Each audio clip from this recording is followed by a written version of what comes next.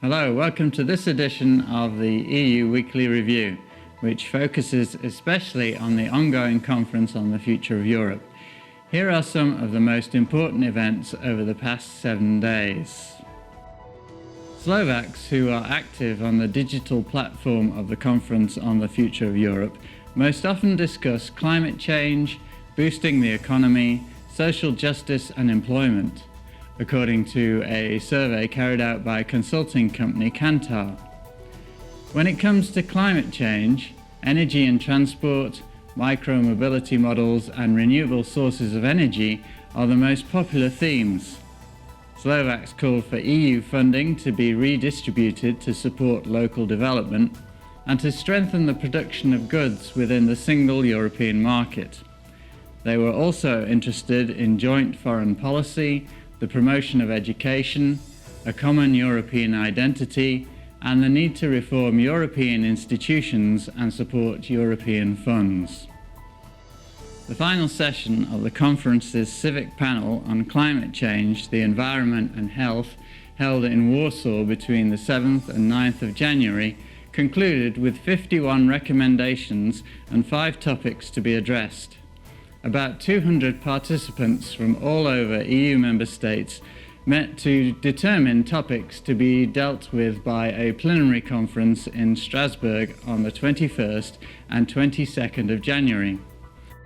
The topics discussed concerned EU objectives and strategies in areas such as agriculture, transport and mobility, energy and the transition to post-carbon societies, research, healthcare systems, and responses to health crises.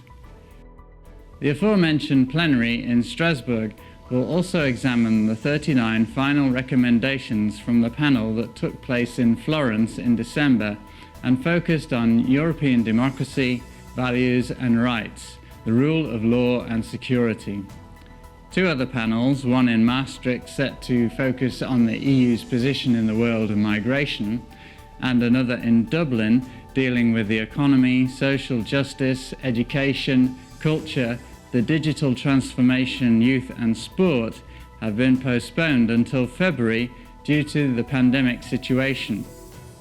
MEPs, along with 40 representatives of the Florence and Warsaw panels, officials from other EU institutions and national parliaments, will deal with a short list of proposals divided into several thematic areas. Slovakia's Environment Ministry has told TASA that it agrees with a number of measures proposed by the panel on climate change, environment and health in Warsaw, including when it comes to halting deforestation, promoting the greening of transport, and measures contributing towards cleaner air, water and soil. The panel proposed installing carbon dioxide filters at coal-fired power stations, and the ministry thinks that such investments could make sense in the long term. The ministry also backs the reforestation of agricultural land with mixed species of trees. Slovakia's Foreign Affairs Ministry State Secretary Martin Klus and his Slovenian counterpart Gesper Dozvan took part in a discussion held at the private bilingual Galileo Grammar School in Bratislava on Tuesday. The idea of school discussions is based on the ministry's Back to School initiative, which forms part of the conference agenda in Slovakia.